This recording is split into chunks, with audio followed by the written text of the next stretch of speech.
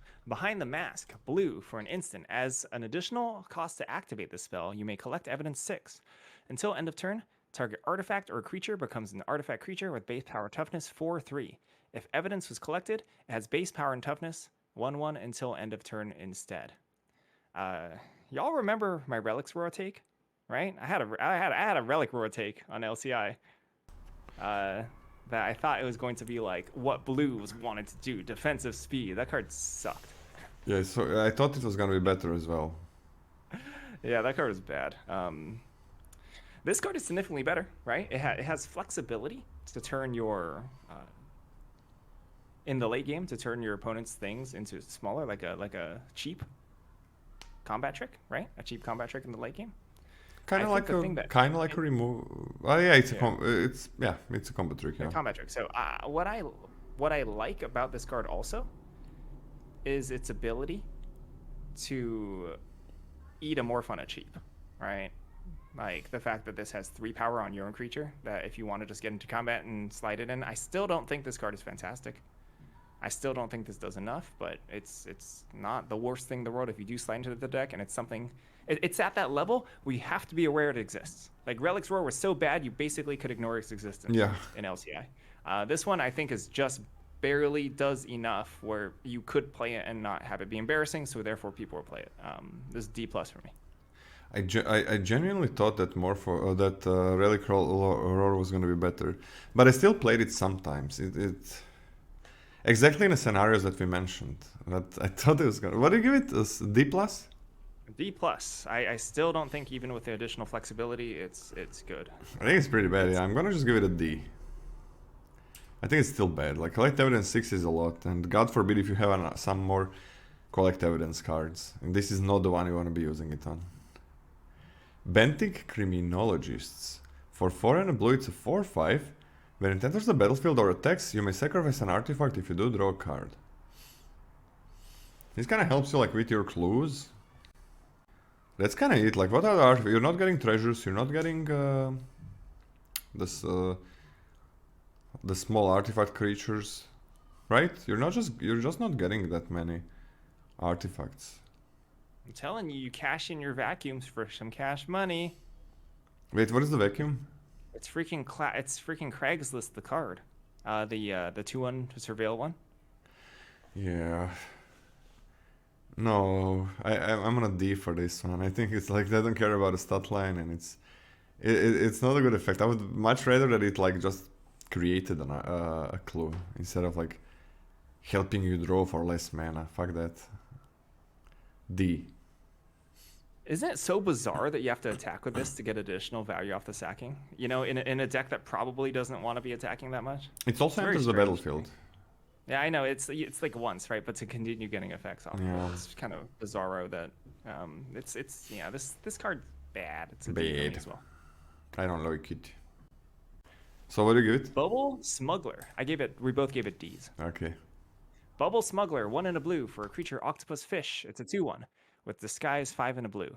As Bubble Smuggler is turned face up, put 4 +1/+1 counters on it. So when you 2/1 for 2, which I actually don't hate in this format. I don't hate it as much as I normally hate Goblin Pikers, but I mostly don't hate it because it's actually, so I guess I should explain myself. I mostly don't hate it because it's actually kind of tough to just stop wall a 2 power creature in the first like 3 turns, right? A lot of the 3 drops don't have 3 toughness. A lot of them, especially at the common level. It's a lot more rare to find one. And there's even Wizards has clearly done something very intentionally where like there's a 3 drop common in black where has 3 toughness but enters tapped, which is, that's like a really fine, that's really fine tuned about what you want your attacking and blocking to be on the first 3 turns. But whatever. When you disguise it for 6 mana, it's a 6/5, which is expensive. It's kind of expensive. Both parts about this card I think are mediocre. I think this is a serviceable 2-drop if you need one. So this is like a D+ for me. C+? D+. Okay, yeah, I didn't understand. It's a card. Yeah, like 2 mana 2/1 is not great. 6 mana 6/5 after you morphed it is not great. It's kind of cool that it's a dual-faced card, so you can choose what to do, but you can't really play it for 6 mana 6/5. You gotta turn it around, so you draw it in late game, you gotta pay 3 first. Yeah, I'm not a big fan. I'm on a D. I'm on a D for this one. It's just a filler 2-drop, I think. Maybe a D plus seems fine, but let's start it as a D. Cold Case Cracker. For 3 and a blue. It's a 3/3 flyer. When this guy dies, you investigate. So how does that work? Why does a drug addict investigate later? Trying to find crack? It's not bad. Like, it's not bad. This is not bad. In a set where you're not really getting the usual stat line of creatures that we are used to, this is a 4 mana 3/3 flyer that's gonna draw a card later. I think this is pretty damn good in the set. It's also a detective. It is a 4-drop. I'm gonna start it as like a C+ or B-. Let's give it a C+ for start. I'm a big fan. I think this is the best 4-drop your proactive, any of your proactive decks want to be. And it's not even that bad if you block with it, you know? 3 toughness on blocks at 4 mana that if something happens to it when more flips or something, not the end of the world. I'm actually pretty happy. C+ for me. It's a rare privilege to investigate one's own death. Yeah. Crime Stopper Sprite, 2 and a blue, 3 mana total for a creature, fairy, detective. It's a 2/2. As an additional cost to cast a spell, you may collect evidence 6. Did I mention it has flying? Or has flying? When Crime Stopper Sprite enters the battlefield, tap target creature. If evidence was collected, put a stun counter on it. I think this is maybe the first time we can ask the fundamental question. Flesh? How hard is it to fill your graveyard to collect evidence? Oh. Right? Like that's a pretty important question to ask. And what do you want to be spending that resource on? This is a resource-based mechanic that you need to first collect that resource and then you need to spend it wisely. Is Crime Stopper Sprite a wise thing to be spending your resources on? And how difficult is collect evidence 6? I think both of those are interesting questions. There's ways to quote-unquote cheat evidence into your graveyard. There's land cyclers, there's cyclers, right, that can put something expensive into your graveyard. Is that something you're interested in doing, right? Kind of expensive way to spin your wheels, do nothing. There's like the split cards at uncommon, which you can cast the cheap half, and then in the graveyard they count for both combined evidences, right? So that's like a way to get it. For me, I haven't noticed great ways to consistently fuel your graveyard, right? Like ETB mill cards at common, at least. There's a green 1-drop that surveils too, but it seems pretty light to me. I'm not personally an evidence believer, you know? I'm not personally an evidence believer. And how happy am I to drop this on turn 3 and not tap something down for a while? Not super happy if I'm just playing this and tapping something for 1 turn. I think that's a pretty mediocre 3-drop. I think overall this is a pretty mediocre 3-drop. I'm not really interested in D+ for me. Yeah, I kind of thought it had flash for a while. Then you can like gain some life and attack better. That would be pretty good. And that would like make it kind of have the effect without the collect evidence part, I guess, almost. This is a hard deal to collect evidence. This is very hard. You gave it a D+? I gave it a D+. I'm actually on a D. This is so hard to do. This is extremely hard to do. I'm almost mostly on a D+, just on the fact that if I'm playing a proactive, aggressive blue-white deck, that this has a detective stat line and it flies. Yeah, it's a detective. Did I say stat line? I meant a creature type. It is a detective, that's true.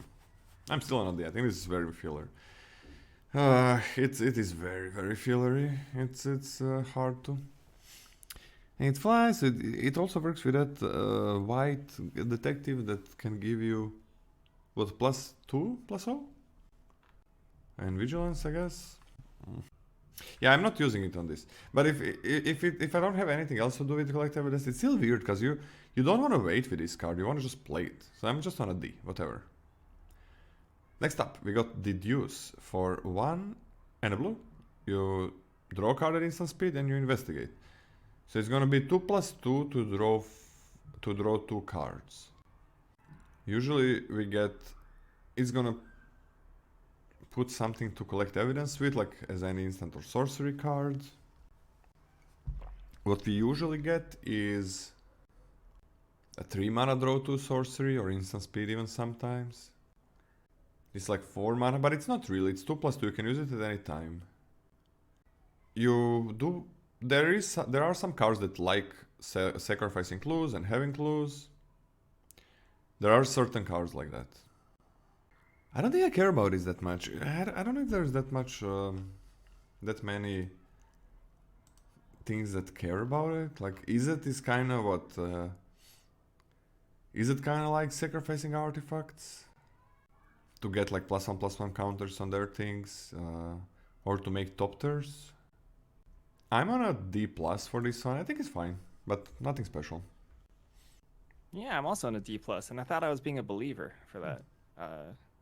I'm a believer. Yeah, I mean, just because extra cardboard on the battlefield is going to mean something to like Dimir, is it?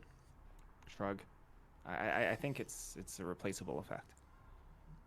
I think I like +2/+2 a lot more in white, with the same investigate effect, because it affects the board state. Next up.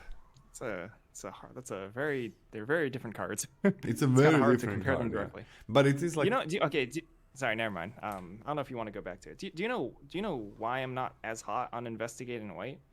It's specifically because, like, if we're trying to pretend like we're playing a long grindy game and your opponent is a long grindy deck, I don't want to be doing that thing but worse than my opponent's already doing, right? But then if you're just deducing, you're leaning into your strengths already, rather than trying to spread yourself thin and doing a bad imitation of what your opponent's trying to do. But that card is not like you're grinding them. That card is, you have a trick that is reasonably costed. It's like 2 mana. It's sure, 1 would be great, but it's not perfect. And it's also going to replace itself, so you can, like with any aggressive deck, if you want to deal enough damage so your opponent cannot attack, and then you're basically, in most decks, in most games with your aggressive decks, you're waiting. At one point, like, you both stop attacking, they just try to get back in the game, and you're waiting for certain cards that are gonna push those final points of damage over 1 or 2 turns. Like, for example, you have 2/2s that require more 2/2s for them to fly, right? And then, since you use the trick, you push to your advantage a bit. You can draw into those cards, into those 2-drops, to make your creatures fly. Or you have some removal or some flyers, whatever it is. More tricks or something, so you can continue attacking. That's, I think, shock. Yeah? Oh, like a shock, like reach. Sure, I mean, if you need the shock. It can be whatever. It can be like tapping their creatures, removing them, getting evasion, getting like that board-wide buff or something. It really can be anything. Like, that's how the aggressive strategies usually go. Like, at one point, it's, if you didn't just win, which is a lot of times you don't, since it's limited, it's not constructed, and at one point it's a waiting game. Opponent is hoping that you don't draw something that is going to win you the game, and they're afraid to attack, which means you're going to get enough turns to draw. You get a lot of turns because they're afraid to attack.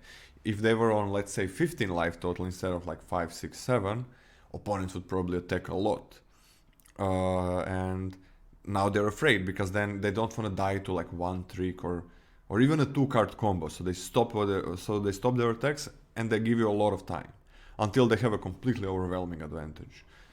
So we're derailing a little bit. So I don't know if you want to get into it, but I can make a hot take about the format.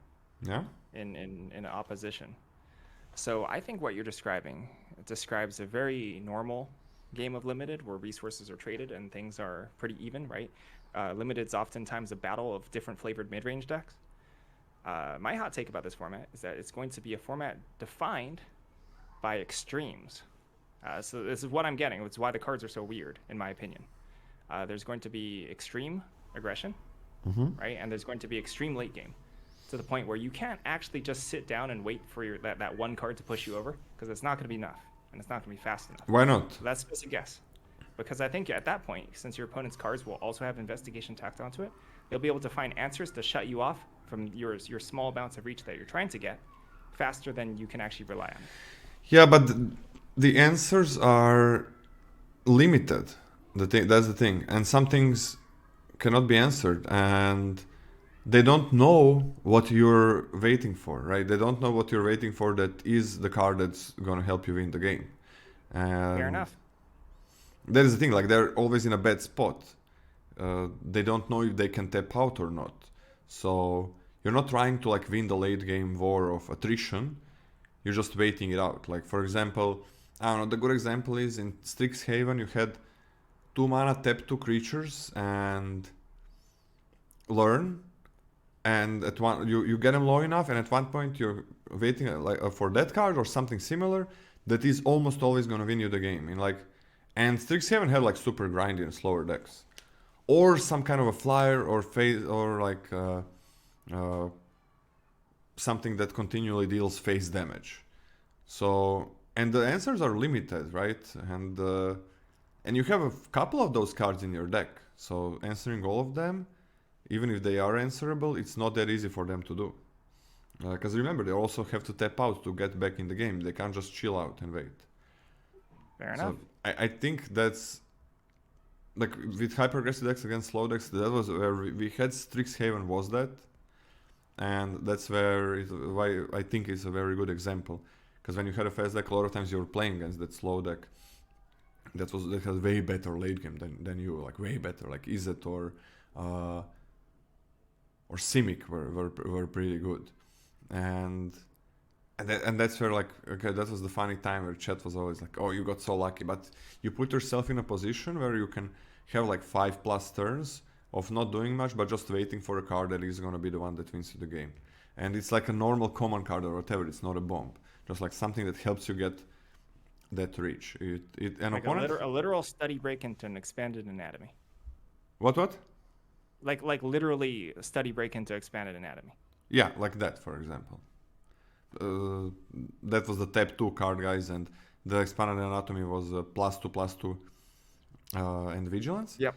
I don't know. It's added stats. Yeah, add 2 +1/+1 counters, whatever, and vigilance on your creature.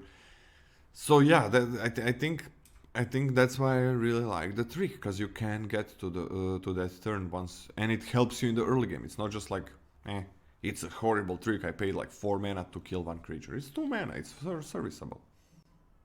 We're gonna see. The set is so interesting. These are not the usual discussions.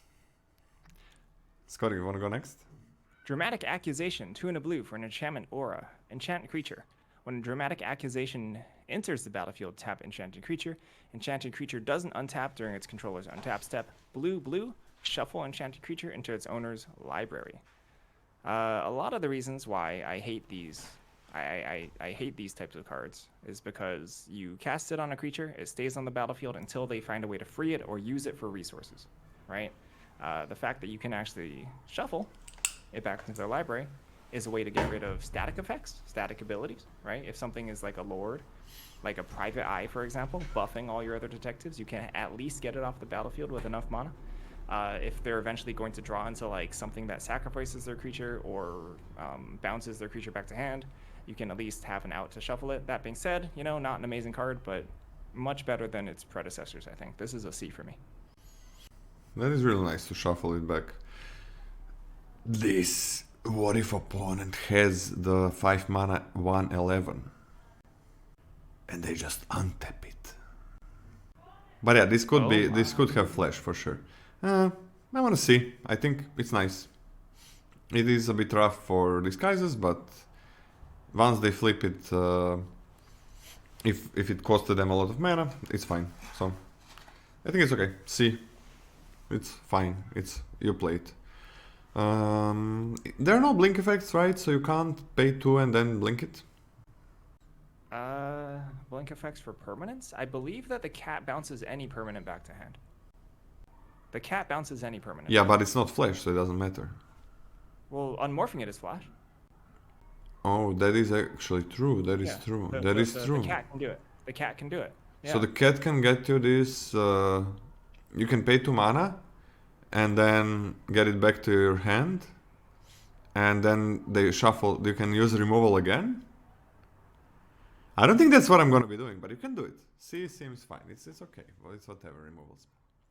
Hot Shot Investigators for 5 and a blue. It's a 4/4. When they enter the battlefield, they return up to 1 target creature to its owner's hand. If you controlled it, investigate. Well, that's a lot of mana. So if you want to get some value from your creatures, like, there are gonna be times where that's what you want to do. It is... You can slow down the opponent's tempo, but it's still a 6 mana 4/4. It's a detective. I don't know, man. Man, I don't know. You talk to me about this card. I'm having a weird time. Like, this is not something we usually get on a 6-drop. Last set, sure, it was a flyer, but it was inconsistent. Yeah, it's not something that you usually have at common either, which is really interesting. So, like, I think the best thing you can imagine, I feel like, why am I getting flashbacks to something? To a common previously. Like, you play this, and then you play another one, and then you play another one, right? That's, like, pretty freaking annoying. I don't think this is unplayable. I think if you want 6 mana cards, I'm not unhappy playing 1 or 2, you know? If you really want a top end of something, it's not the worst card in the world. I don't think I'm taking this highly, but I think it's like a C-. You mean like an infinite combo of 8 mana draw card? Well, is that what you were saying first? Like, no. You just play 6 drops and you keep bouncing your opponent's stuff as you add 4 mana, 4/4 to the board. But yeah, you're adding 4 4s. How good is that? Not the worst. It's pretty stinking annoying. You bounce your opponent's 5-drop, and then you keep on adding 4 every time. That's not bad. I hope you're gonna be doing that. I mean, the thing is, like, usually these cards are a tempo tool. And having a tempo tool as a 6-drop is not something that I like. Another argument in favor of Hotshot Investigators, I believe that the cards in this form, when you have a creature on board, because of disguise, it may be an actual bigger mana investment than it looks like, right? Like, you have a Hellion, you paid 3 and then 5 for it or something, right? And you bounce all of that back to hand. I guess that's not really... Well, maybe the board's swinging. But a lot of time those... Just recast it, yeah. A lot of time those disguises are actually do something else than just turn around. When they flip, right? Yeah, so they don't turn around into a big creature usually. I don't know, man. I'm on a D. I hope I'm wrong with this one, but I don't think it's good. D or D plus. I'm okay with a D plus, I think. 6 mana is so much for just a ground creature. That's not even that big. What do you think? I give it a C-, an optimistic. Really, that's really high for a 6-drop. This is really high for a 6-drop. Really high. That's like a really good 6-drop. That's okay, we're gonna see. It's interesting. You gave it a D, right? I gave it a D plus. D plus, got it. Wait, hold on. Give me a second. I gotta. You read cards. I can read cards. Right. Yeah, Jaded Analyst for 1 and a blue. It's a 3/2 human detective with Defender. And whenever you draw your second card each turn, this guy loses Defender and gains Vigilance until end of turn. Not that easy to, like, it's an investment. Sure, it attacks and then it can block again. This thing is definitely not a 2 mana 3/3 from LCI. That you don't have to pay mana, you just to draw cards, right? You're affecting the board and attacking with it, and it's a 3/3. So I think they just didn't want 3/3s in or 2/3s for 2 mana. So the 3 mana 2/2 morph creatures can at least trade with 2-drops. And this one just seems not good at all. Once you get to drawing 2 cards per turn, which means just 1 extra, at that point, I don't know if the 3/2 can even attack. So I think this is really bad. I'm gonna go with a D just because it has a the detective type, which might be relevant. I don't want any detectives that can attack. This is not a detective. This is a detective. Fake detective. Oh. It's a detective. Oh. Detective. Yeah, burned, right? Oh, burn. Take that, No, analyst. So it's an F for you? no, it's a D. It's a D. Yeah, this seems fine. Oh, you didn't grade. You did grade everything. Okay. Out cold. 3 and a blue. 4 mana for an instant. This spell can't be countered. Tap up to 2 target creatures and put a stun counter on each of them. Investigate. The spell can't be countered is relevant because you can tap disguise creatures without having to pay the additional ward cost. Notably, on Arena, you can pay the ward cost. You don't have to. So don't get tricked. It's going to ask you, do you want to pay the ward cost? And you're supposed to say no. Because then it's going to try counter the spell and it's not going to work. This is a very strong aggressive tool. I like it. I like it. You know, this is a huge swing in tempo. Yeah. I don't want to be using this to survive, right? I don't want to be using this to survive necessarily. I want to be using this to push damage. And as a top end way to push through a big chunk of damage, this is one of the better tools and at common to do it. So I think this is fine. I don't want too many of this effect, so I'm not taking it super highly, but this is like a C- for me. I want a C- as well. I like this a lot. Yeah, and as Scotty said, you can just ward 2 doesn't matter for this one, so it can't be countered, so you just go. I like this a lot. This is so good if you're white blue. Not sure how aggressive red blue is gonna be, but for white blue, it's a really good aggressive tool. And in the end, like even if you just gain life or something, it investigates, so it always replaces itself. I like this. Projector Inspector. For 2 and a blue, it's a 3/2. And when this thing or another detective enters the battlefield under your control, and whenever a detective you control is turned face up, you may draw a card. If you do, discard a card. So a 3/2 that loots, and it can loot a couple more times. It is not horrible. It's not crazy. Yeah, it makes the 3/2 attack. I mean, I don't think that's the combo that I want to be doing. It is a detective. If you need detectives, it's here for you. It works with collect evidence, which could be important. Yeah, okay, source of evidence. It's gonna trade down a lot, as every 3/2 is, yeah. The 3-drop slot is a little bit weird, I gotta say that, because on 3 mana you can play your disguised creatures. So I don't know how many 3-drops and how good 3-drops gotta be to play them. So I'm just gonna be on a D+ for this one. Probably C- maybe. Looting is pretty good. I want a C-. Yeah, C- is fine. It does a lot of things, and it kind of does them okay-ish. It trades down for 2-drops, but it mostly can attack pretty nicely into 3-drops. And looting is reasonable. Looting's reasonable. Like looting, I prefer to loot than to scry most of the time. Looting's a powerful effect, especially if you tack it on after this card comes down. So. Okay. Reasonable Doubt. Playable. Reasonable Doubt. 1 and a blue for an instant. Counter target spell unless its opponent pays 2. Unless the opponent pays 2. Suspect up to 1 target creature. Interesting card. You can. So is this the first time we've seen Suspect? Suspect is an attribute you can just tag onto a creature. That means it has menace and can't block. Menace and can't block. This can be applied to your creature or your opponent's creature. If they have like a blocker, like let's say they've decided to play a 1/10 in their deck, a 1/10, and they're like, I'm gonna block everything, and then you suspect it, and all of a sudden that card is hot garbage. It's so bad. I mean, the card was already hot garbage. It did it. Yeah, it's already hot garbage. I don't think this is the worst. You know, I don't think this is the worst. It's a little sad that you can't just cast this without a target. You know, for like that super terrible cop out, but still a cop out or bailout or whatever. But I don't think this is an unplayable Magic card. This is also C- for me.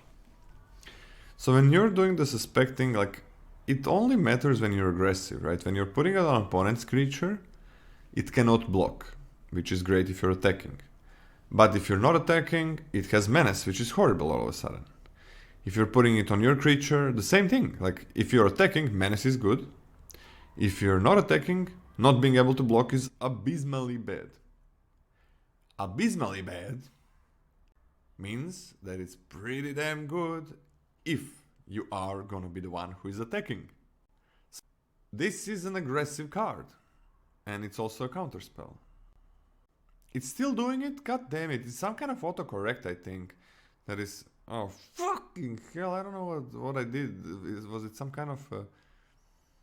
God damn it. Is it some kind of setting that makes me, like, louder and less loud? God damn it. I'm gonna see what happens if it's gonna continue tomorrow or something. God damn it, it's still happening. So it was not the cable. I guess so. It's software probably. Maybe something got activated in some kind of an update. I'm gonna do my best. 110 is unplayable exactly because of the suspect. I think that's a joke, right? So yeah.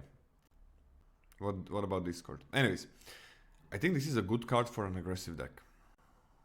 I mean, we can try to restart. We can try to restart the Discord call if you think it would help. Why? I don't know. I mean, I like unplugging things and plugging them back in. Okay. People can't hear me on Discord. Only you can hear me on Discord. Oh, that's right. Well, yeah. Never mind. You're right. Sorry. Yeah. No. Thank you for trying.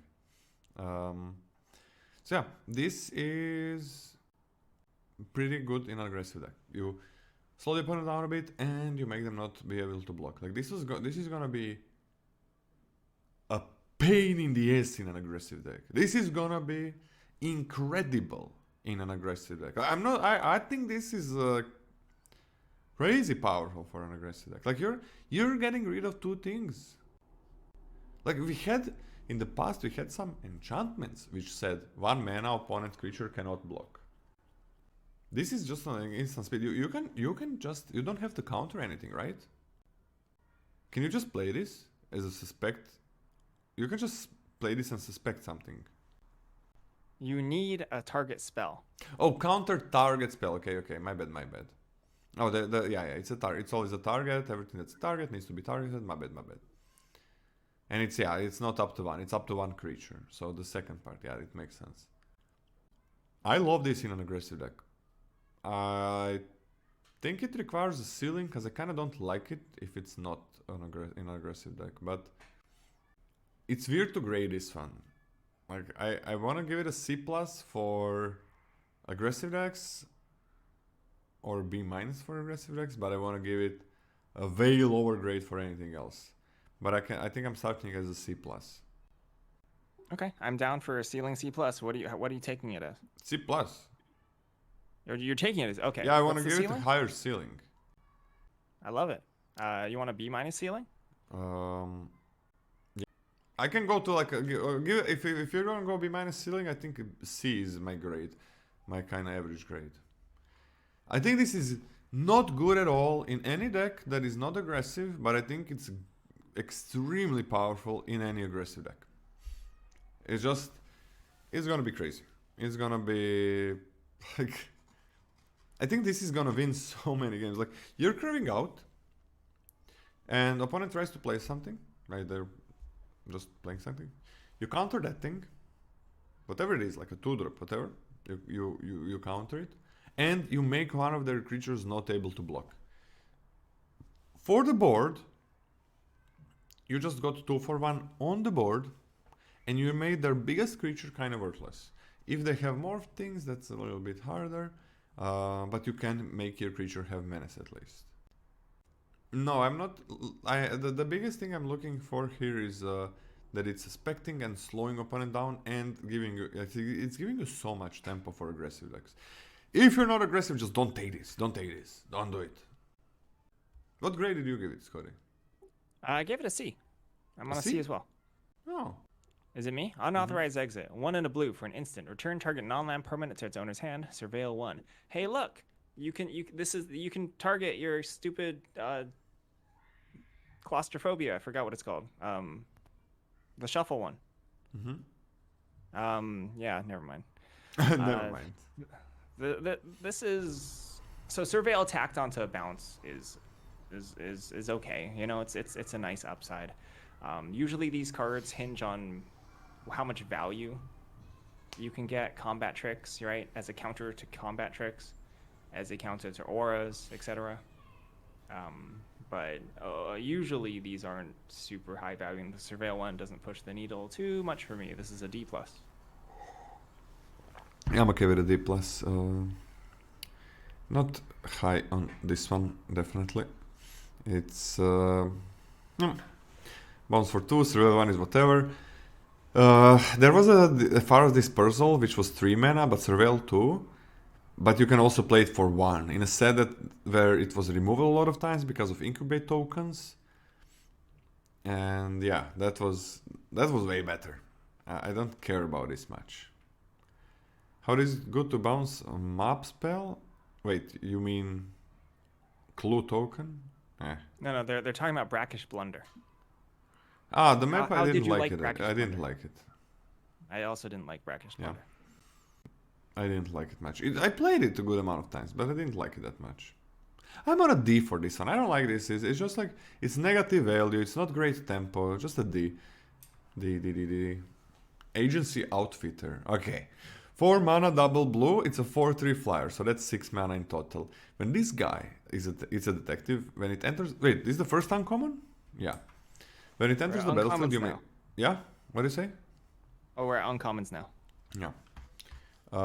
When this guy enters the battlefield, you may search your graveyard, hand, and/or library for a card named Magnifying Glass and/or card named Thinking Cap and put them onto the battlefield. If you search your library this way, shuffle. Thinking Cap is...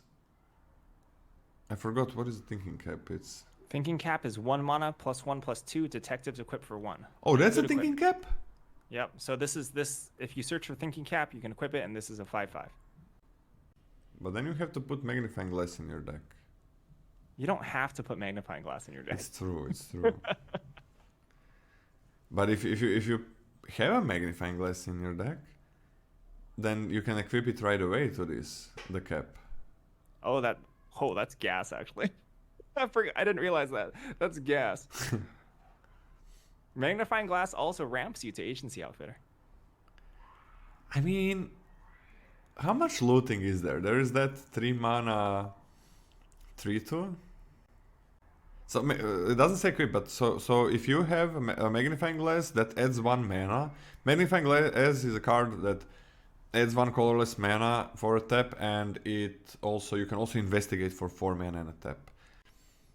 So you can sacrifice the glass or cap and get them back. So you tap the Magnifying Glass and you equip the hat, and it's a 5/5 flyer.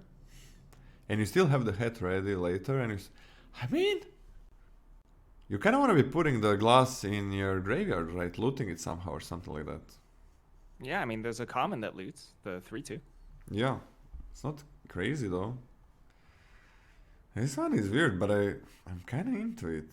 I'm kind of into this. Is that crazy? No, I like it. I'm an Agency Outfitter believer.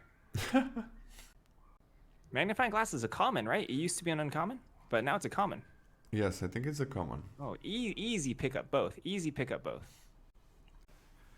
A glass is not going to be contested. That's definitely. That's not going to be contested. But I mean, it sucks that you have to put that you want to put Magnifying Glass in your deck, because then it can be in your hand at one point. Oh, this is so hard. Like, how am I gonna build a dex with this? Like, put 2 heads in it, hopefully, be Azorius.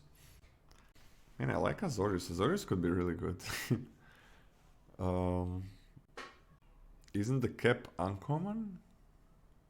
No. Cap The is cap common. is common. Cap is the only common cap is equipment. Whoa, this is so hard, man. I think I'm gonna be giving it a C or a C minus. What about you, Scotty? All right, I'm a believer. All in. 6-drop C+, which is unrealistic, but I love it. I love this card. I kind of like it as well. I'm drafting it, and I'm drafting the magnifying glass, and I'm drafting the thinking cap, and I don't even feel guilty about it. I don't even feel like I have guilt. You know, like the memer's guilt. You take a card to be like, oh, I'm Yeah. gonna lose some gems, but like I took this card, but I'm gonna give it a C.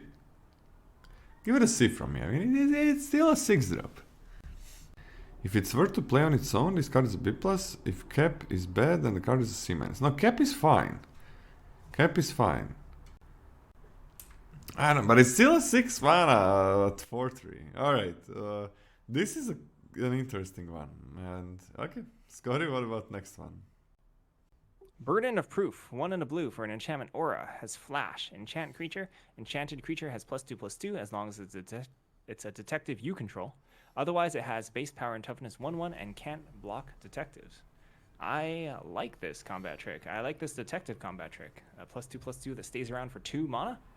Bam, that's huge. And being able to shrink something, and not just shrink something, just move it out of the way completely. Like normally, like we all say, like, oh, shrinking to a 1/1, right? It's bad because then they can chump block and gain like 4 life, right? They can't even chump block with this. They can't. It's useless, worthless 1/1. I mean, like this is detectives. super It can't jump block detectives. yeah, but I'm only gonna draft detectives anyway. Oh, okay. But yeah, this is a super powerful. If you want to give this a ceiling, I totally get it. But this is like a freaking. There's like a C for me, and then like a ceiling, like C+, B-, probably C+. Yeah, why does blue have a flash aura that gives +2/+2? Yeah, because green stinks. Forget green. Blue always had +2. Okay. I mean, if you have detectives, like this +2/+2 is crazy for 2 mana. That is crazy. If you have detectives, this is insane. If you don't, it's fine. What do you give it? I mean, I gave this a C. This is a super strong combat trick. Like C is. I want a ceiling of like a B-. I'm kind of like a B- probably. This is so versatile, and both are fine. I want a B-. Okay, can go C+ and give it a ceiling grade, I guess. I'm willing to also barter a C+ for me and no ceiling grade. No ceiling grade. I mean, well, okay, it literally is a detective card. How can we not give it a ceiling? Like this is a Orzorius card, right? I mean, I want to give like it a ceiling. Actual Orzorius card. There are detectives in like. There are some other detectives in green and so. Can you get a critical mass to the point in Simic where you can actually play this? I think you can. Alright. So. B- ceiling? It's not a C+ because it's an aura, because it stays on the. It has flash. And it has flash, and it sticks around as being a +2/+2, and it can be used as a removal for a kind of removal for opponent creatures. So it's a. Maybe I actually, you know what? Maybe I am underestimating the straight up eaten by piranhas. Is this strictly better than? No, it maintains ability, so it's not strictly better than eaten by piranhas. Okay. Like 2 mana flash puts 2 counters on something, or make an opponent's creature a 1/1 with a downside. That's always relevant, man. Like one of these is always relevant and very. And the first one, it can be really good. Like for 2 mana, it's not that big of an investment. You attack, you do it. Usually these things cost 3 mana, but when it's 2, it's like it is good. It is good. Like it's like 2 mana +2/+2 draw card, right? But this thing is like 2 mana +2/+2, and that card that you drawn is played right away, and your creature is always +2/+2.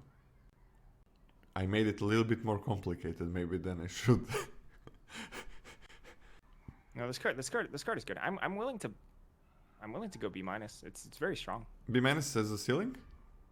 No, you know, B- this is a reason to go into detectives. Like you see this in like packs 1, in fact first pick, and be like, okay, now I wish to draft more detectives, and I take this. Okay, I don't think that's true. Okay, then why are we on a B-? I mean, I just it's gonna be amazing in any kind of detective deck, and it's gonna be fine in any deck that's not detective deck. That's the thing. Like you don't need to have a crap ton of detectives for this to be amazing. Like it's for this to be good. Like it's gonna be fine anyways. Like eaten by piranhas.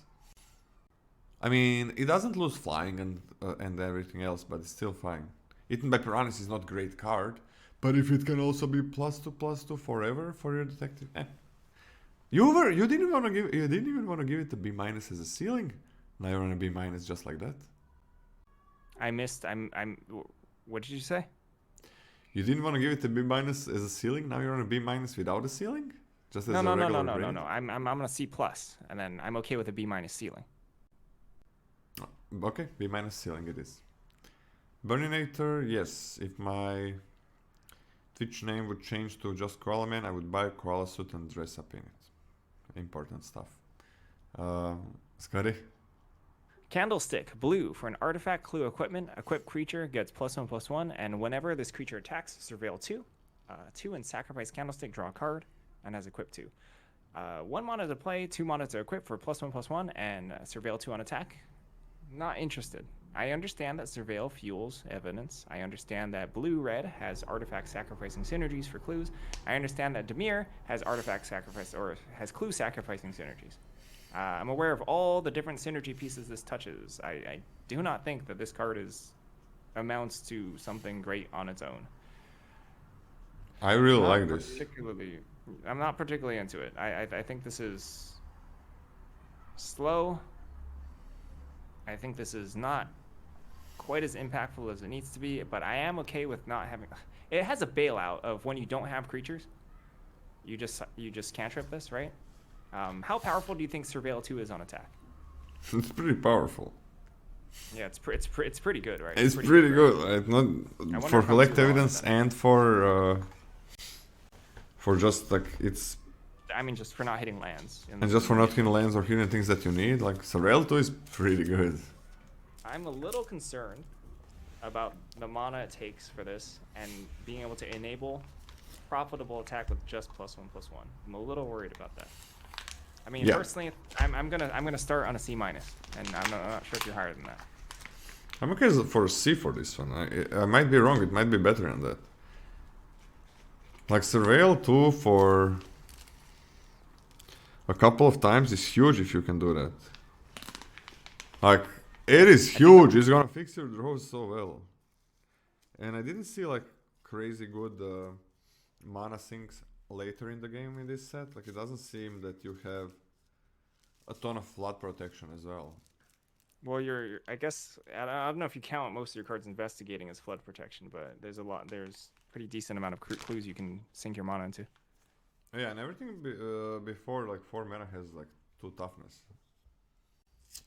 I'm okay with this. C. I'm gonna start as a C. I really like this, and you can just draw a card from it later on if it's not good. I like this. Case of the Filched Falcon for just the blue. When this case enters the battlefield, investigates. For 1 and a 2, you're gonna draw a card. Okay, replace itself. To solve, you control 3 or more artifacts, and when you solve it, you can pay 2 and a blue and sacrifice this case. Put 4 +1/+1 counters on target non-creature artifact. It becomes a 0/0 bird creature with flying in addition to its other types. This is like a Zoetic glyph, but of course way harder to use. Like it's gonna replace itself already for 1 and a 2, which is not a huge investment. But you do have to pay like 3 more, which is 4 in total. And you get like a big bird. There is not that many. There were way more artifacts in the last set. Way more. Way more.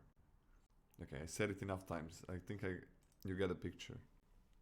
The 1 mana combat trick that gives +4/+3. 4/4 flyer is strong, but you do have to put it on an artifact. I mean, this is not bad. But how easy it is for you to have 3 artifacts, though? You're mostly getting there on clues, which is not particularly easy, in my opinion. It's not that easy, yeah. But it is a small investment. But how good is the reward? It is kind of slow, but you just paid 1 mana. It has a really nice tension where you need to decide and risk evaluate. Because if you start cracking your clues to dig for example, more artifacts, you're obviously losing artifacts. Yeah. I like that part about it. It's interesting. Yeah, but you didn't pay 4 mana right away. You can just pay 1 and draw a card and get on with your life. You still had to pay all that mana. You really need to solve it. I'm gonna like give it a C minus, but a ceiling of a C plus. I would like it. I would like it to have a ceiling. Huh. I'm a decent amount higher on this, I think.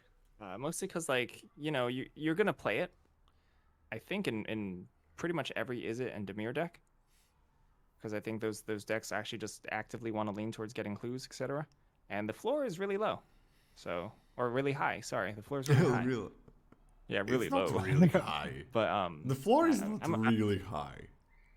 The floor, it's 1 mana. It's fine. It's high enough for me. It's high enough for me. Okay, that makes sense.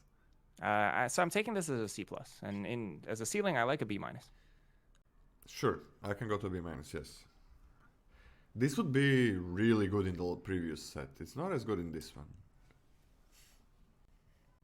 The floor is not nothing. The floor is it replaces itself for 3 mana. Curious Inquiry.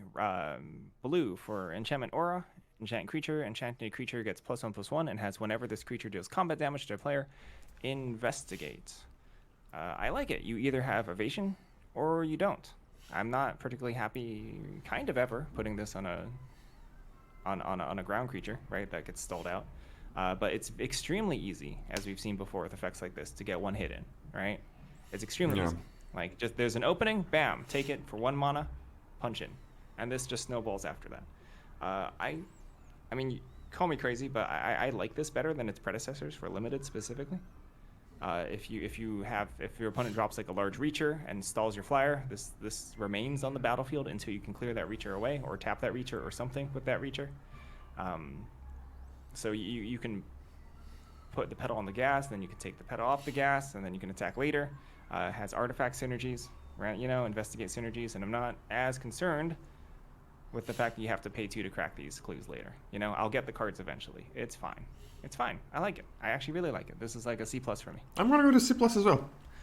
It's such a small investment. I mean, but you gotta pay 2 mana every time to draw a card. I'm fine with this. There is not that many flyers for almost no mana. That is true. But I'm okay with this. Eliminate the impossible. For 1 and a blue, it's an instant. You investigate and creatures your opponents control get -2/-0 until end of turn. If any of them are suspected, they're no longer suspected. Not a bad defensive tool, I guess. Usually we had like 3 mana, do this and draw a card. I'm kind of more into 2/2. It is much easier for me to keep it up, for it to matter. And there is gonna be a lot of like things that trade, but again, it is very hard to play this and to trade with 2 creatures. It is very, very hard. I think it's much easier to play a +2/+2 white trick and investigate. So yeah, but Coveted Falcon is 1 mana and you still get a 1/2 and you still get an artifact.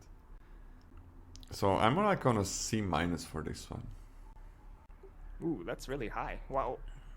Why is it so high? Because it investigates and you can hopefully engineer combat where you trade with something. Oh, you're asking why is it so high? Yeah, I was gonna give it lower grade than C minus. I was gonna give it like a. Okay, yeah. The chat. I thought you were gonna be maybe on the chat side. The chat is like, oh, Coveted Falcon, comparing to that, like costing 1 mana and in a set where artifacts matter and where 1/2 is good is fine. Here you're not really advancing the board. It is so hard to. This is something people forget, like how hard it is to really blow out the opponent, to trade with 2 things, and it's not even easy to trade with 1 sometimes. It's why, I mean, because this thing is, I'm kind of okay if I just trade with 1 card. Right, 2/2 into 2/2, I use it, draw a card later. And if I'm kind of slow, like I'm okay just gaining a good amount of life, maybe switching the race as well. For 3 mana and draw card, I hate this effect. But for 2 and 2, it's kind of okay. And unsuspecting, I guess sometimes it's gonna matter. It is not good in an aggressive deck though. I mean, I can see it going down. But like 2 and 2 is, I think, much better than paying 3 and just drawing a card right away. What do you think? I agree with that, and I still don't like it.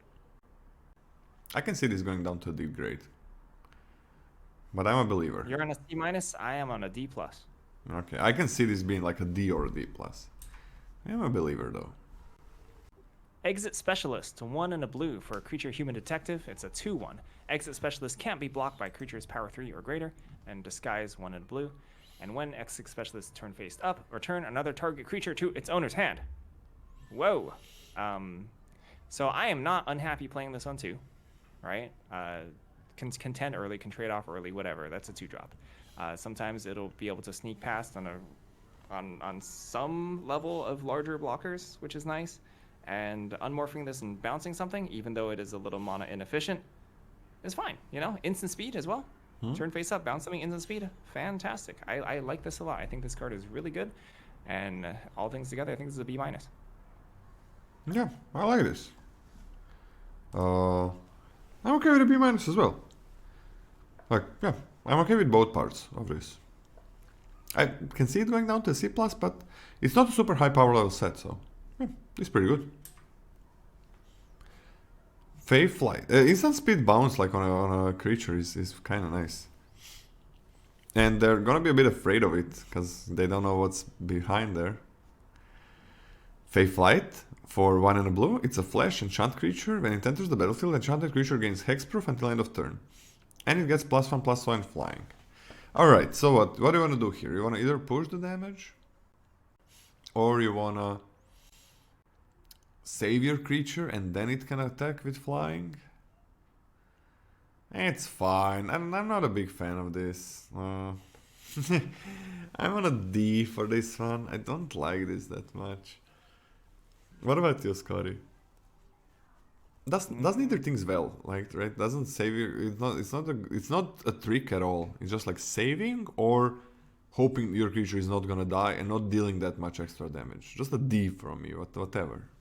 Sorry, I said Scotty and then I started talking. I mean, dang, if you protect your creature and then it stinking flies afterwards, that's a freaking pretty big swing. I'm a tiny bit higher. I'm on a D plus. Could see it. Forensic Researcher, 2 and a blue for a creature, Merfolk Detective. It's a 1/3, and you can tap to untap another target permanent you control, or you can tap and collect evidence 3 to tap target creature you don't control.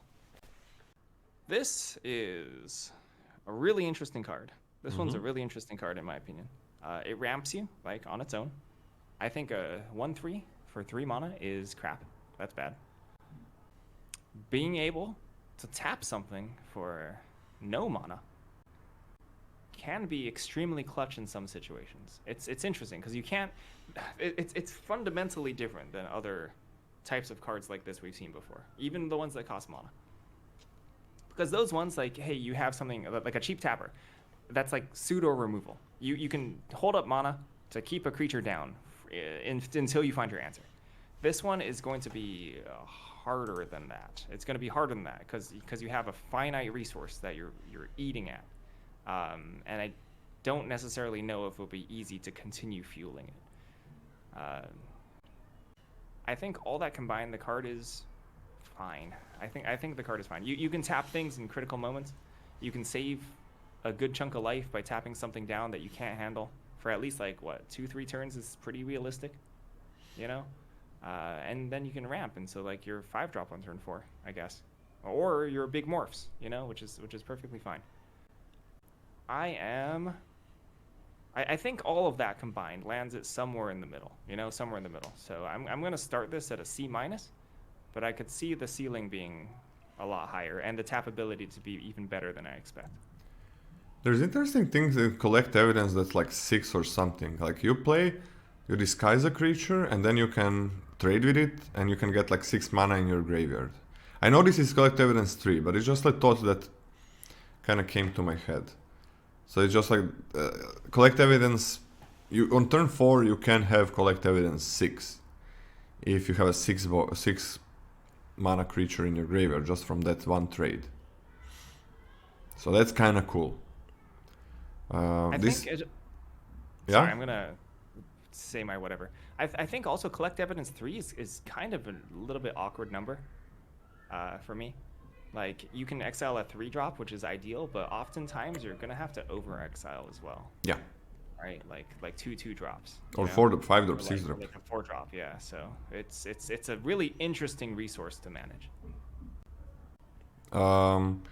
It's also something you can't just tap all the time like we had with the tappers, right? You gotta choose when it's worth it, because it is an investment that it's not even a mana investment. It's just like at one point you can't do it anymore.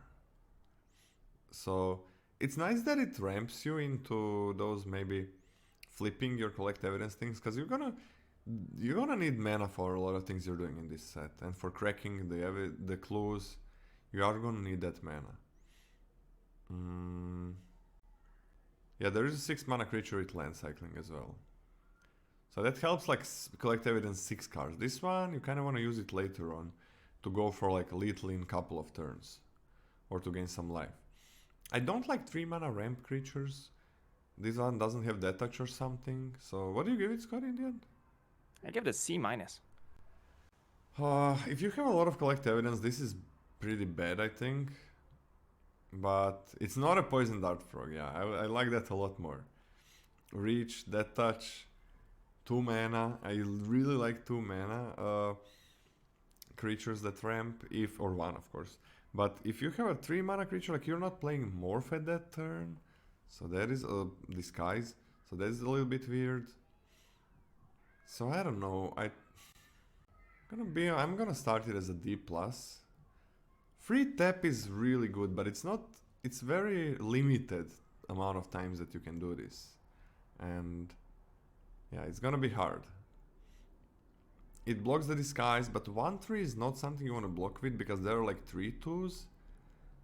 So they can trade, and even when they don't have 5 mana. And good tricks as well. So yeah, I'm just gonna start as a D+. I'm not impressed. It's just like, I wonder how many times I'm gonna need to tap. Like, I think a lot of times it's gonna be, oh, I need 1 or 2 more times. I really need it, and I need it now. So maybe I'm wrong. I hope that card is gonna be better, because I kind of like the effects. Furtive Courier. What is furtive? Furtive is like reclusive. It's isolated from social society, or it's far away from social whatever. All right. Furtive Courier. For 2 and a blue, it's a 3/2. Can't be blocked as long as you've sacrificed an artifact this turn. And whenever it attacks, draw a card and discard a card. That's kind of good. But when are you gonna start sacrificing artifacts? Kind of in the late game, right? But then like looting is really good. So it can trade early, and it's another 3-drop. Oh, thanks, Split Open. So it's a 3-drop. Like, I'm worried about 3-drops because you want to play morph creatures, disguise creatures a lot on turn 3. So I don't know. I kind of like the effects and everything. The thing is, like, you gotta sacrifice. That is not that easy to do that until pretty late in the game. So I'm gonna start this as a cautious C. I'm a believer. This card's a pain in the butt. This card's a heckin' pain in the butt. I'm on a C+. Like, it's kind of like, I think you can compare it to the 2/4 that becomes bigger when you explore, but you're not looting. But that thing is not dying. But then you never had enough explore to do it. It is so weird. It is so weird. But it's an interesting card. I can't wait to try this. It just feels so clunky. It feels so clunky. Because it's a tree tool. Like, how long can you keep your tree tool alive? Very clunky. Alright. Alright, we're now to the spicy meatballs. Now we're into it. Living Conundrum. 4 and a blue. 5 mana total for a creature elemental. It's a 2/5 with hexproof. If you would draw a card while your library has no cards in it, skip that draw instead. As long as there are no cards in your library, Living Conundrum has base power and toughness 10/10 and has vigilance and flying.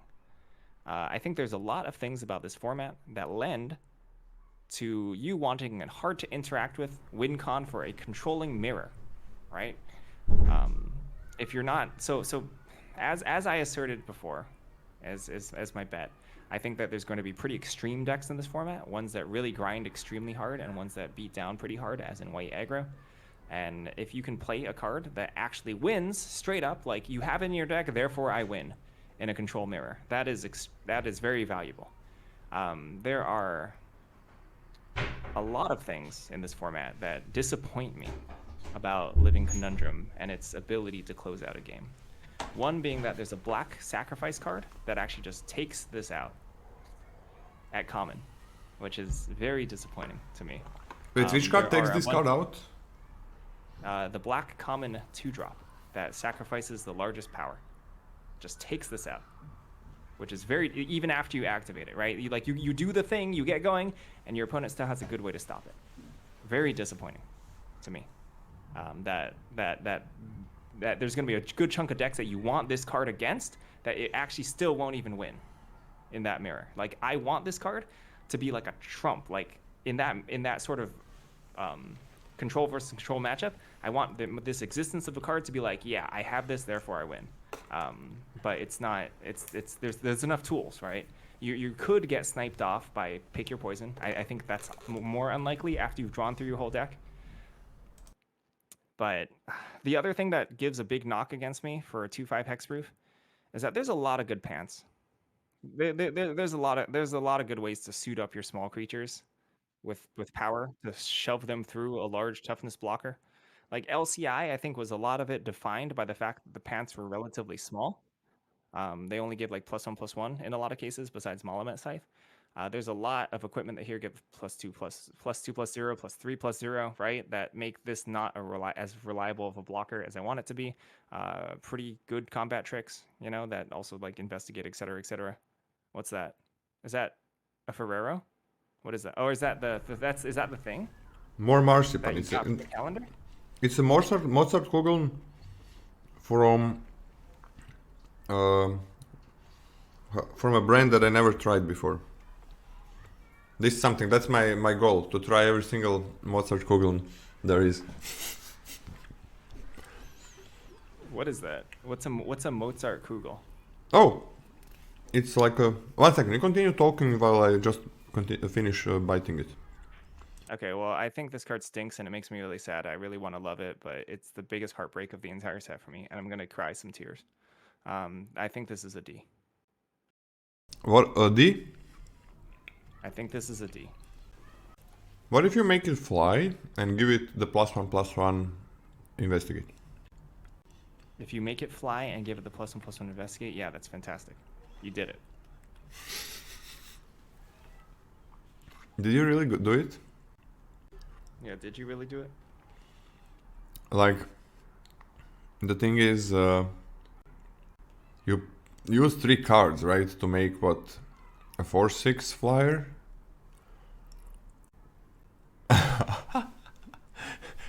That is 5, 6, 7, 8 mana. It's double hexproof. I mean, for 1 turn, right? I don't know, man. I hate hexproof, so I'm very glad that this card is not great.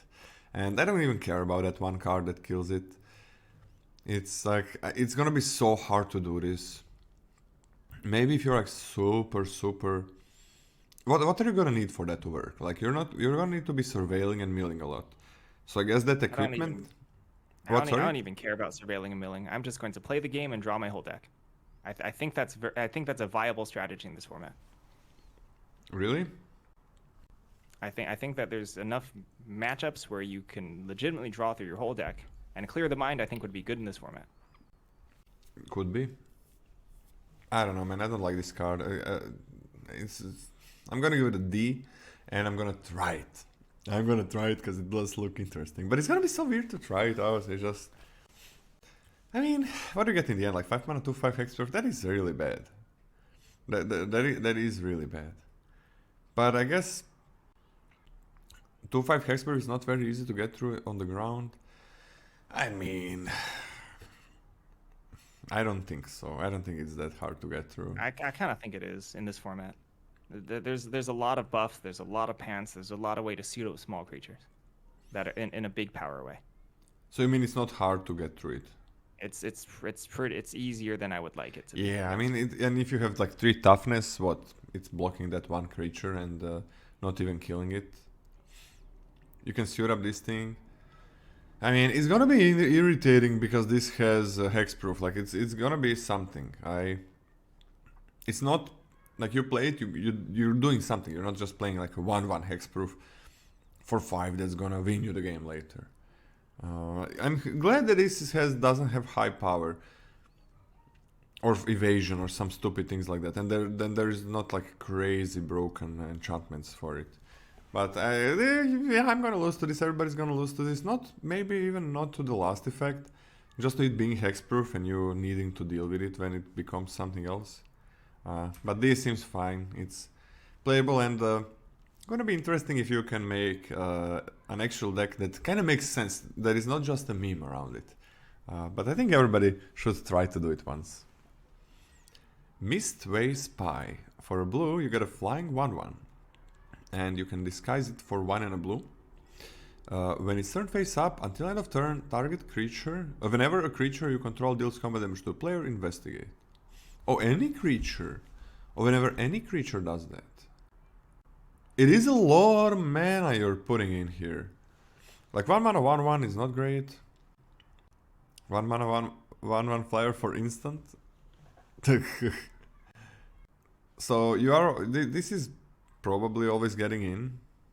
But it is such a big investment, right? 3 mana. And then 2, that is 5 in total.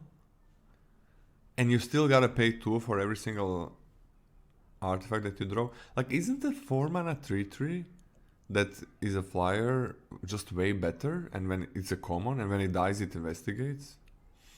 Isn't that a lot better? So I kind of don't care about this. I think I'm on a D. It is a 1/1 detective, so that's kind of nice. I think you want this if you want a 1/1 flyer for 1.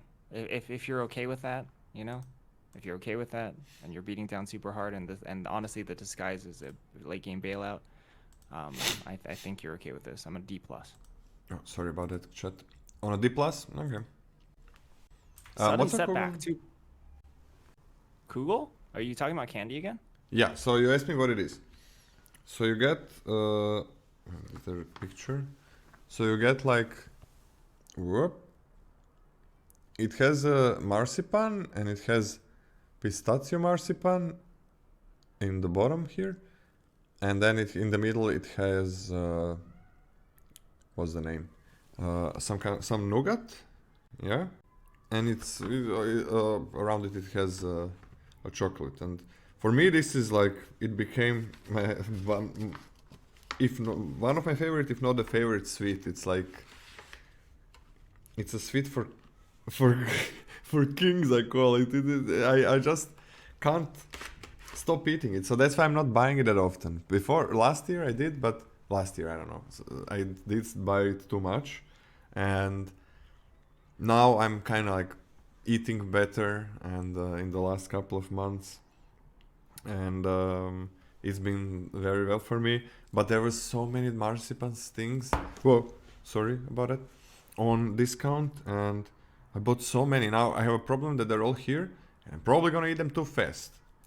It's very hard. So I guess I'm not buying any more marzipan things in the next month or two. Because I can't stop. I just like I always walk in the other room and I eat like one, and then I pack it and put it in somewhere further away, and then I just continue like walking there all the time and doing the like just giving myself work and eating the same amount. Yeah, Good that sounds like me. marzipan is amazing. Yeah, it's a B plus for sure. A minus candy. I'm on like a A. But for that marzipan that I bought, that they said is the best in the world, it's so nice. It's not very sweet at all. It's mostly just almonds, and it's crazy good. But I can't afford that. This was a crazy discount, like 5 times less the price or something. But yeah, now have a lot of Christmas marzipan, which people didn't want, but I did. Like imagine paying like for an advent calendar like 60, 70 euros, and it was like 13, 14. I had to do it because I was never gonna do it. I'm never gonna do that again. So yeah, I'm gonna get fat in the next few weeks and or days, and then I'm gonna eat healthier again. So that's Mozartkugeln. You should try it out. Do you like marzipan even? I've never had marzipan in my life. In what? I've never had it in my life. Wait, try it.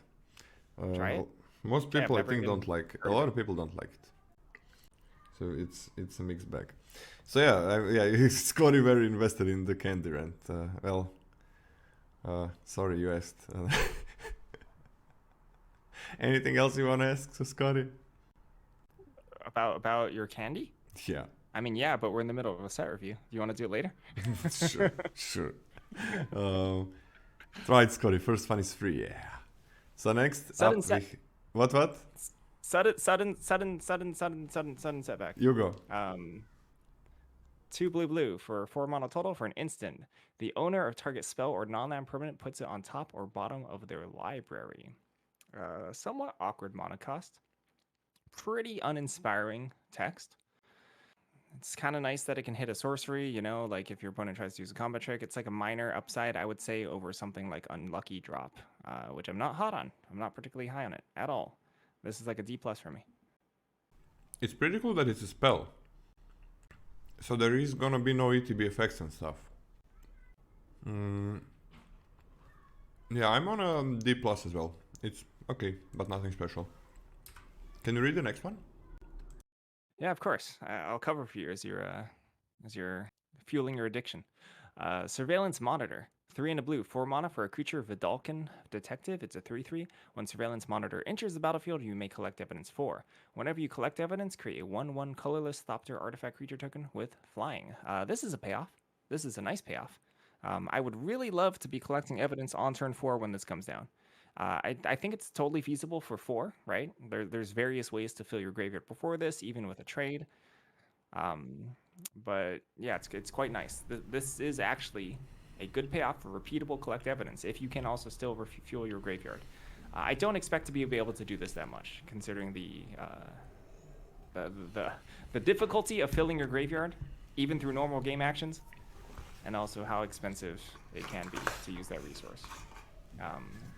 Yeah, but I'd love to be able to get a 3/3 and a 1/1, and overall, I think this payoff is actually worth it. You actually do get the juice is worth the squeeze for this one, as they say. So I think I'm on like a C plus for this one. Ceiling of a B minus B. Ceiling of a this can get wild. This can be a B. I'm down for a B ceiling. Yeah, I'm okay with a B ceiling. But let's give it a C plus without a ceiling. Yeah, it could go even to a B minus. This is you can just do it with itself, right? So you get a 3/3 and a 1/1 flyer, which is pretty good. I like that. I really like that. Like if you're doing this, but it's not that easy. Obviously, it's not just like 4 mana and you do it. Not even close being that easy. But if you have other class collect evidence cards, like you're gonna get value from them or tempo, board presence, whatever, and then you're getting an extra 1/1, which is the dream. So yeah, I can see this being huge in those decks. And even if you have no collect evidence, I mean, you just play as a 3/3 and a 1/1 flyer. It's not bad, but it's kind of awkward because you're not usually doing it on turn 4. So yeah, I still like it a lot. C plus as a base. And next, this is the last uncommon. Wait, what was the blue case? Ah, it was the 1 mana one. Next up, we have a rare case of Ransacked Lab for 2 and a blue. Instant and sorcery spells you cast cost 1 less to cast. To solve it, You cast 4 or more instant and sorcery spells this turn, and solved. Whenever you cast an instant or sorcery spell, draw a card. Horrible, horrible. It's not a build around, it is not playable. You are basically never casting 4 more instant sorcery spells this turn. If you don't play this card, and there is another problem. There is another problem. So you finally get to cast 4. Like, you made your whole deck really bad, and now you can do it. Alright, you're doing it. And you still didn't even get a card from this thing. Like, you still didn't get a card. You gotta cast even more instants or sorceries to finally freaking draw a card. F, you don't play this. Conspiracy Unraveler, 5 blue for a 7 mana creature Sphinx Detective. That's a 6/6. It's a mythic. It has flying, and you may collect evidence 10 rather than the mana cost for spells you cast. I am not super interested in a 7 mana 6/6 flyer. That is heckin' expensive. Yes, it will be big in the board, but that's too much mana to pay. I also understand that you will, honestly speaking, it's not super difficult to double spell the turn you play this, right? Like, unless your deck is actually collecting evidence as well and fighting for that resource, like, it's pretty reasonable to say you can drop 2 things on the battlefield at once, right? So I don't think this is like it is powerful in 7 mana, but I don't want to take this highly. Even if we're dropping like a 7, like the best case scenario, drop a 7-drop and then drop like a 6-drop at the same time, right? It's sure fine, you know. But I'm not particularly high on it. I'm gonna put this at a D. Nah, I'm gonna just put it as an F. You just don't put this in your deck, I think. Like, collect evidence 10 is... I mean... The problem is, I think it's very hard to double spell when you play this, because usually when you play it, you have nothing in your hand. So... This feels like a 7 mana 6/6 flyer. And that's it. That's what it feels like. I don't think any of my decks are ever gonna have room for a 7 mana 6/6 vanilla flyer. Right? Because when you're playing your 7-drop, you usually have nothing left in your hand. Maybe I'm wrong. You don't want to build your deck around this, I think. You can like land cycle this cycle. I guess I can give it a D-. I guess you're playing some kind of a ramp deck with a ton of late game and very like more disguise cards that fill your graveyard with collect evidence, and then you're playing like very big creatures as well. But you can't build around this, right? This cannot be the reason why you made your deck weaker, right? Because if you're building around anything, it is weaker unless you draw that card, right? So this can't be the reason, like, oh, I'm finally playing a 7/7/6 and gonna play something extra. Like, just play your other cards. I guess I can give it a D-, but it really feels like an F. So D- or F? D-. Do you want me to read this? Yeah. Okay, Coveted Falcon, 1 blue, 3 mana for an artifact creature bird. It's a 1/4 with flying. Whenever Coveted Falcon attacks, gain control of target permanent you own but don't control. You can disguise it for 1 and a blue. When Coveted Falcon is turn face up, target opponent gains control of any number of target permanents you control. Draw a card for each one that they gain control of this way. Spicy card. This is pretty spicy.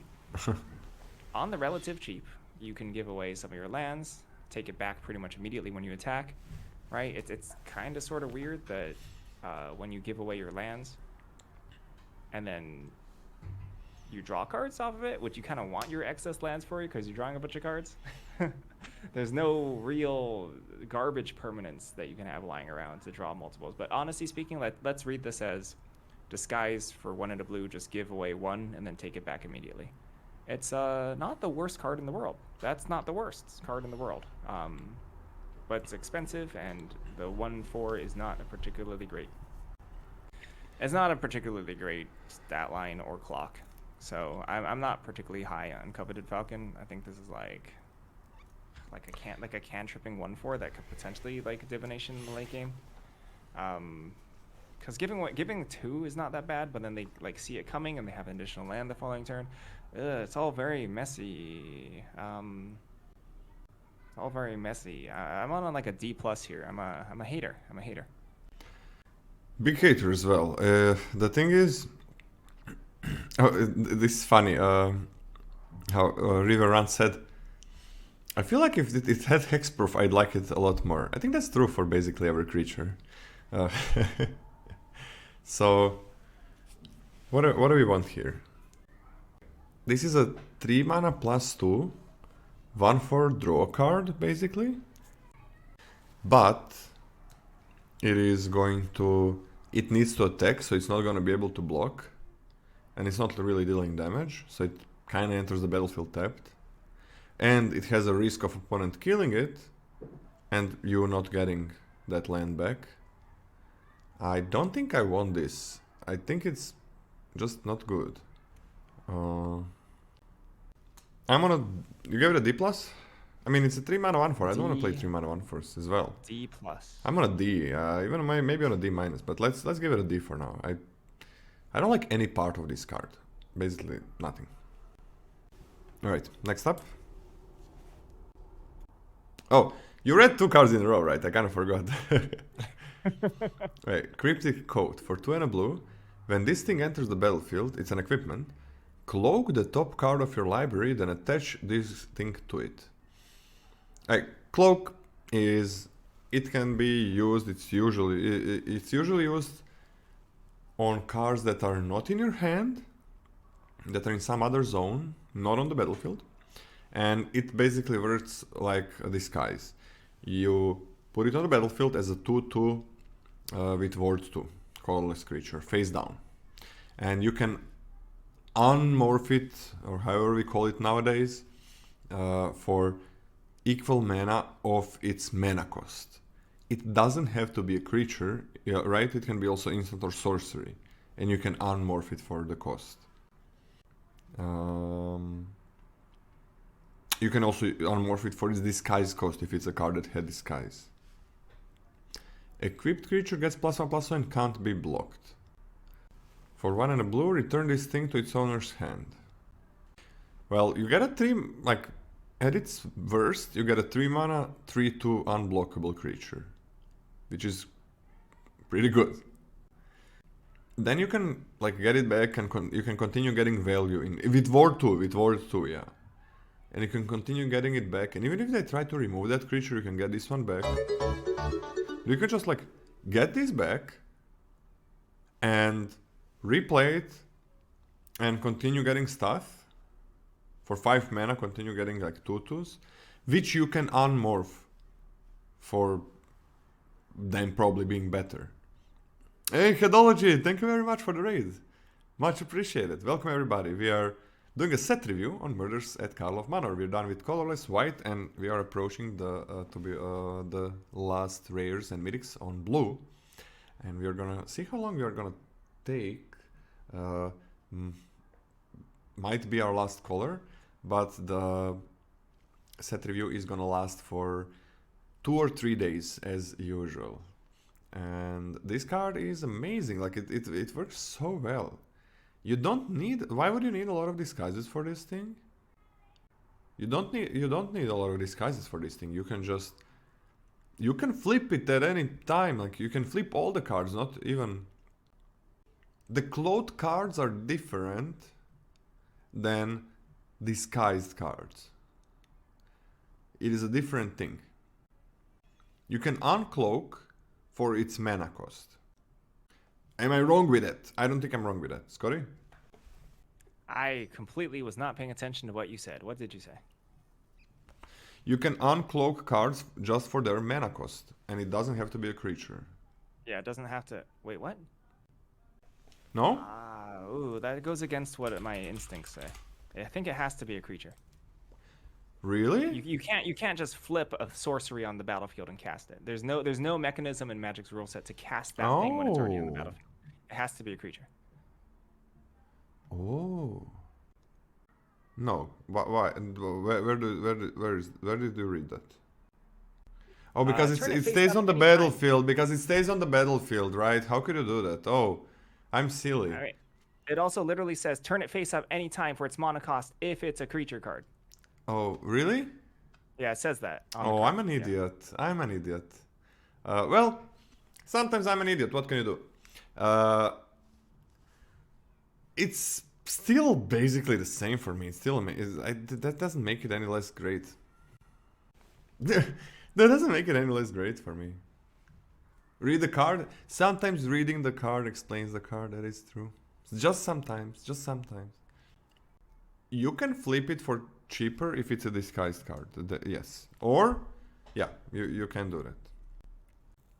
Wait, but there are some disguised cards that flip for more. Wait. What if you do... What if you get the 2 mana? There are so many cards. I need to miss some. It's just how it is. It's just how it is. It's normal. So for... If you get a 2 mana 2-1, let me cook. If you get a 2 mana 2-1, you can flip it for 2 mana, right? Into a 6-5. Yep, that's true. That's correct. Okay, that's pretty good. That's pretty good. That's just an extra. This thing keeps on building and building. And you can just pay 5 mana every time to make more 2/2s. It will be a 7-5. Fuck off. Okay, I mean... I'm giving it a B+. Just a 3 mana 3-2 unblockable is really good. B+ for me as well. Absurd. I can see this going up to a bomb grade. I love it. I'll give it an A-. I'm an A-. I'm a bomb giver now. I love bombs. Forensic Gadgeteer, 2 and a blue, 3 mana total for a 2/3 Vidalcan Artificer Detective. Whenever you cast an artifact spell, investigate. Activated abilities you control cost 1 less to activate. This effect can't reduce mana in that cost to less than 1 mana. I like 3 mana 3/2 2/3 a lot. This is not a very common stat line in this format, but 3 mana 3/2 is thumbs up for me. That's a good mana cost for stopping your opponent's attacks of any capacity. Whenever you cast an artifact spell, what kind of artifact spells are there in this format? There are equipments, right? There are some mediocre colorless cards. So in my guess, not too many. There's like I guess the common fish. Is it definitely has a little bit more. Cracking your clues for 1 mana is solid, right? That's a pretty big mana discount that you're getting on cracking clues. Overall, I like Forensic Gadgeteer a lot. This is like a B for me. This is a good card. This is a really good 3-drop. So there's like on common there's not that many. Like there is a thinking cap. There is like obviously the colorless cards which are not great. Then there is the list link. You can just write ! tier list for everybody that's coming in. That's where you can see all of our grades so far. You're gonna see all of the grades after the set is done. After set review is done, you can there is a changelog sheet where you can see everything that we changed our opinions on before the set comes up. I'm gonna be going to a pre-release, at least one, hopefully more. Hopefully I'm gonna be going to paper draft before the set releases, if there is gonna be any, and there should be. So I might change my opinion on some things for sure, and gonna update the tier list as I continue playing. There's also a bingo sheet if you wanna mark that and see what we did and what we didn't do. So that's kind of interesting if you like it. But for artifacts for this card, there is a 4 mana 3/2 Flying Vigilance as well in Azorius, which you kind of wanna disguise usually, so you can tap or untap target creature. There is just not many artifact spells you're gonna be casting. Now, what do you think about that, like Scott? If you don't really have artifact spells. Yeah, I think even with that, like discounting your clues, so a lot of the design space is taken up by clues, which are not attached to casting artifact spells. Casting artifact spells is a disappointing line of text for me. But I think the stat line is a plus for me. I do like a 3 mana 2/3 in this set in specific. And cracking clues on the cheap is also a pretty good thing. And I'm hoping to at least get 1 trigger off of this. So I do think it's an above average 3-drop. And you give it what? A B-? I get a B. A solid B. A B? Probably more of a B-. Just for saving you some mana? Yeah, maybe? B-. Nah, B minus. I'm on a C, and I hope I'm gonna have. So there are some uncommon, I guess, artifacts that are a bit more playable than the common ones. So the thing is, it's very hard to. If you get one clue with this, that is huge. And if you have, it really depends, like how many clues you have in a deck, right? Because paying one less to, if you have a lot, paying one less to draw a card from every one of them is kind of huge. And if you got some equipment, that's nice because you can move it around a bit easier. In EZ, this is gonna be pretty good, I think, because it is EZ kind of cares about clues more, and it has, I think, a little bit more artifacts that you want to be casting. So I think this is gonna be pretty good in EZ. I think C is fine for now. It replaces itself for just 1 mana. How does it replace itself for 1 mana? Like, you need to cast an artifact for it to replace itself. Did I read something wrong again? No, it's not gonna replace itself for 1 mana. If it was way easier to make an artifact, to cast an artifact or get that clue, that is a completely different story, but I don't think it's gonna be easy. You're never casting an artifact land, is the thing. So no ETB clue. I'm just on a C, maybe even lower. Intrude on the Mind for 3 and double blue. It's an instant that says, reveal the top 5 cards of your library and separate them into 2 piles. An opponent chooses one of those piles, put that pile into your hand and the other into your graveyard. Create a 0/0 colorless top-tier artifact creature token with flying, then put a +1/+1 counter on it for each card put into your graveyard this way. Alright. That's a lot of text. So you get top 5 cards from your library. Alright, you look at them. You separate them into 2 piles. And the opponent gotta choose which one you're gonna get. This is so interesting, and this is so good. It's also instant speed. This is so good. I mean, you can have an instant speed, draw 5 cards, or make a 5/5 flyer. Right? Whichever one is worse for you in the moment, yeah. Whichever one is worse for you at the moment. And both of those seem pretty good. And then, or you can just like put 1 card there and 4 in the other pile, right? So you're drawing 1 card and making a 4/4, or drawing 4 cards and making a 1/1. This is next level mind games. This is so much more interesting than Fact or Fiction, by the way, is one of my, if not the favorite minigame in Magic. Like any kind of effect that is like Fact or Fiction, which is this card basically. Because there's like so many mind games, so many, like how you're giving them a choice, and Jesus Christ, it is so complex, like what you're gonna do there, most of the time. This has no mind games? How does it... It's such an interesting minigame. So you're always getting something. Either a lot of cards, like you can set it so you always get a top tier end cards, like 2 trees probably gonna be fine. I think you play this when opponent is attacking, and then you make it like... This has crazy mind games, right? You can give opponent choice of having a bigger top tier and blocking their creature and trade and just making their attack really bad, plus getting some cards, or 0 or 1 or 2. Or you can give them a choice of getting you the best cards in your hand and smaller top tier. Holy moly, this is incredible. I'm giving this an A. I think this is a bomb. Spicy. Spicy. I am in agreement that this card is very strong. I am not that concerned that your opponent gets the best option. So usually these cards... Okay, I think they finally printed a good card that your opponent gets the final pick.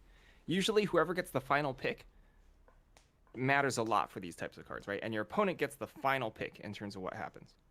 Whoever chooses last is usually the one who benefits most from the card. but this is extremely powerful both ways. I'm on a B+ for this, and I do think it's extremely good. I'm slightly concerned that I'm underestimating the awkwardness of your opponent choosing last. Yeah, yeah. Because you set it up, so you really do set it up so every option is really, really good for you. Like really, really good. You do set it up like that. You can always get a chomper as well. You can't 5-0 because that leaves you to removal just killing your 5-5 flyer. Yes, you can. And that leaves you to removal just killing the 5-5 flyer. Of course you can do that. Instant speed is so crazy because you get them on the attacks, right? If you do it at sorcery speed, if you do it at sorcery speed, opponent prepares for everything.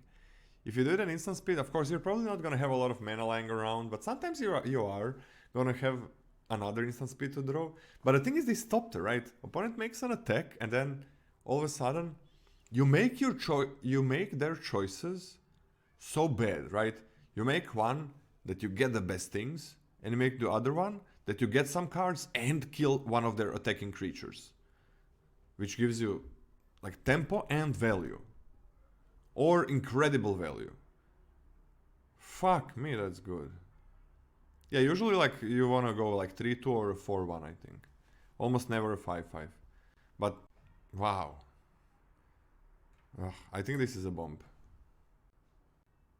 Lost in the Maze, X blue for an enchantment has Flash. When Lost in the Maze enters the battlefield, tap X target creatures. Put a stun counter on each of those creatures you don't control. Tap creatures you control have hex proof. Whoa! This is freaking annoying. You can just like tap your opponent's whole board down, buy some time, and including the tap creatures have hexproof is an annoying ability. That's a frustrating ability to play against. There's a lot of good things to like about this card, and I'm a big fan. I like it. This will just be draw this. Actually, sometimes you're just gonna draw this card and the game's gonna end, which is very anticlimactic. But you know, it is what it is. I think this is a B+ as well. I think this is a B+. Alright, I'm gonna see how to, like, after the stream, I'm gonna see how to change what's happening with the microphone. I have never touched anything, any sensitivity software or autocorrect or whatever. It's like, so it's not the OBS obviously, because it's also on the Discord. So I don't know what to do even, but we're gonna see. I'm gonna just do one thing, like, I'm gonna close just one thing. Oh, it looks really close to the background photo. What is the background photo? What'd you choose? Why is it so similar? It's a land that I choose. So I have just turned off something now. So you guys are gonna tell me if it's better, if it works better. You're gonna tell me that in the next like couple of minutes or whatever. Tell me if I'm fluctuating or not, because I turned off something that might be the problem. It is pretty similar. It's crazy similar actually. Wow. This is the land. I think it's a Simic land. In the background, it's also a maze, obviously, and that's the name. I forgot like what exact land it is. It's the other maze. So, what do you give this? B+. I like it. Yeah, I mean, like okay. For 4 mana, enchantment, instant speed, typed creatures you control always have hexproof, right? So every time you attack, opponent cannot touch your creatures. Like, that's great. You can also save your creatures with this.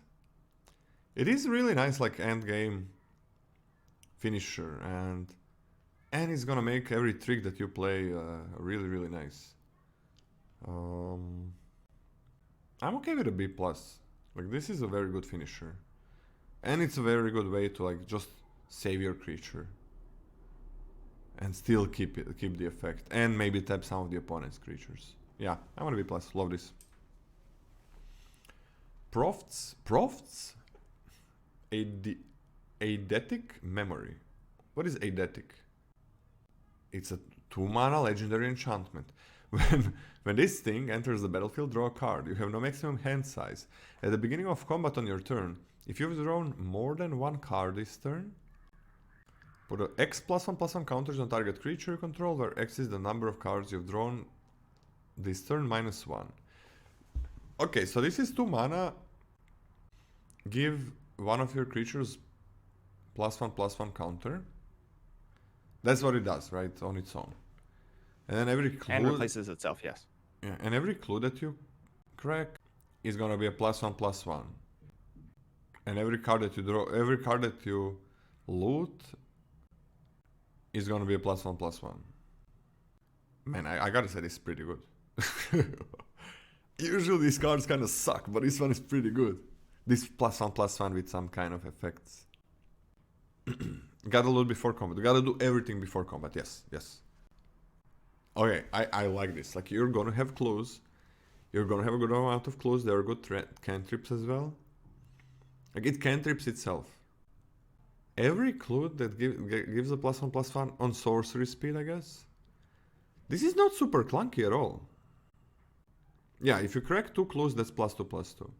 You're not 2 mana, you're paying something, but you're not paying that much. Man, I like this a lot. B- at least? B-, I think? I'm a little bit higher. I'm a big fan of cheap costs. Cheap cost, love it. B for me. I'm gonna B as well. I like this card a lot. I'm gonna B. That seems fine. Reenact the Crime. 1 blue. Instant. Exile target non-land card in a graveyard that was put there from anywhere this turn. Copy it. You may cast the copy without paying its mana cost. This does not have to be from your graveyard, right? So if your opponent casts a murder, you can exile the murder for the cheap cost of 1 blue, and murder back. This is an F for me. No, I'm good. I mean, you can also trade the morphed creatures and then cast the biggest one. Yep, I'm good. Yeah, I'm good as well. This is garbage. This is really bad. I think you just don't put this in your deck. It still can be a D-, I guess, but I don't... I'm gonna give it a D-. Like, you can... But I don't think you basically never want this. It's so close to being an F. But let's go for D-. When? You're gonna get a D-, when would you play this? I mean, it is so bad, man. Because it's gonna be awkward in your hand. When are you need 3 blue? That's so hard. Yeah, I'm okay with an F actually. Like, it's basically never better than anything else. Yeah, okay, F seems fine. Steamcore Scholar. For 2 and a blue, it's a 2/2 flyer with vigilance. When it enters the battlefield, draw 2 cards, then discard 2 cards unless you discard an instant or sorcery card or a creature card with flying. So you loot 2 times, but it's better because you loot 2 right away. Which is pretty good. That is pretty good. That's pretty good. That's like... I like that quite a lot. I guess you can get rid of a sorcery, instant, or creature with flying. That seems fine. Yeah, I like this card a lot. C+, because I don't like the stat line that much. C+ seems fine. I like it a lot. C+. I'll go B-. I